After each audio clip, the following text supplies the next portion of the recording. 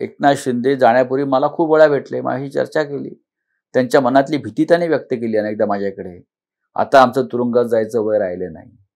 आता आम्हाला नातवंड झाली. बरं का. आता हे का आमचं वय आहे का तुरुंगात जाऊन? ही त्यांची भाषा होती आणि मी त्यांना समजवलेलं आहे.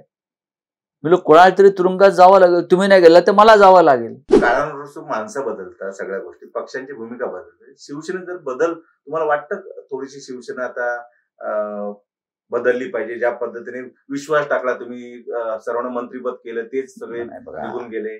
बेईमानी आणि इमान हे माणसाच्या रक्तामध्ये अगदी तुम्ही शिवरायांच्या काळापासून असेल, महाभारत काळापासून असेल, पुराण काळापासून असेल, या वृत्ती आणि प्रवृत्ती आहेतच ना.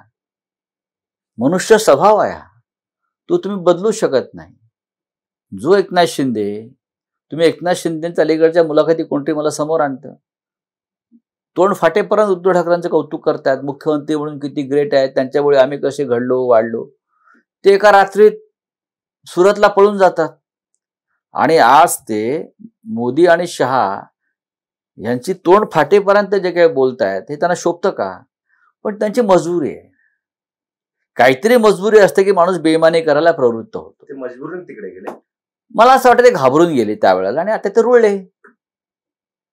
ते ईडीला घाबरून गेले. त्यांच्यावरती सुद्धा काही यंत्रणांचा ससेमिरा लागला होता. त्यांच्या लोकांना पकडलं होतं, त्यांच्याकडून काही माहिती घेत होते यंत्रणा, आणि या भीतीपोटी हे सगळे लोक पळून गेले. हे काही लपून राहिलेलं नाही. छगन भुजबळ जे काल म्हणाले कसे कोणाला घाम फुटत होते, हे मी डोळ्याने पाहिलेलं आहे. मी त्याचा साक्षीदार आहे. एकनाथ शिंदेसाठी शिवसेनेचे दरवाजे बंद आहेत. बघा, हे एकनाथ शिंदे जाण्यापूर्वी मला खूप वेळा भेटले, माझी चर्चा केली. त्यांच्या मनातली भीती त्यांनी व्यक्त केली अनेकदा माझ्याकडे. आता आमचं तुरुंगात जायचं वय राहिलं नाही. आता आम्हाला नातवंड झाली. बरं का.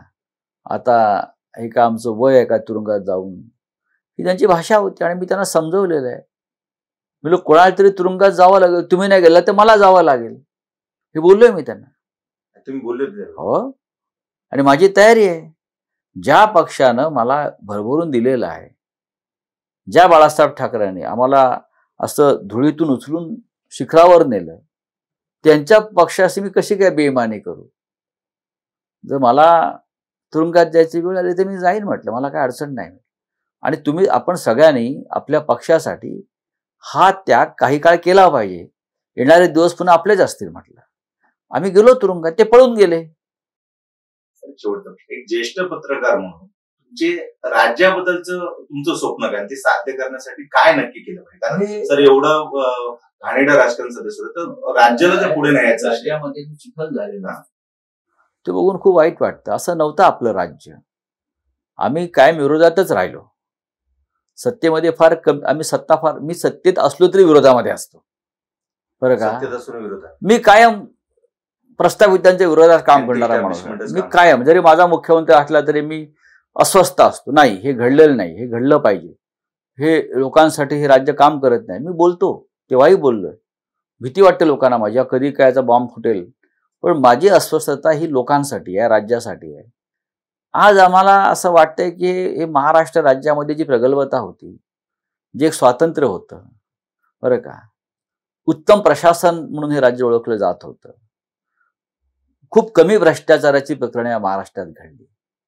आणि जेव्हा एखादं प्रकरण घडायचं भ्रष्टाचाराचं, तर मी अस्वस्थ व्हायचो. आज रोज 30 प्रकरणं दिसत आहेत. पैशाचं राज्य आलेलं आहे, भ्रष्टाचाराचं राज्य आलेलं आहे. हे केव्हा तरी बदलायला पाहिजे. जे कोणी येतील सत्तेवर, हे त्यांनी मनापासून हे राज्य स्वच्छ केलं पाहिजे. महाराष्ट्र तरच महाराष्ट्र म्हटला जाईल. नव्याच्या काळामध्ये आपण अशी अपेक्षा ठेवूया की ज्या गोष्टी आम्ही अपेक्षा ठेवतो, पण जे प्रत्यक्षात जे सत्तेवर बसतात, आता हे जे लोक सोडून गेले त्यातले बरेच लोक आमच्या सत्तेमध्येच होते ना. त्यांनी भ्रष्टाचारच केला ना, एक प्रकारे पैसे घेतले त्यांनी. काय करणार आता? दुर्दैव आहे महाराष्ट्राचं.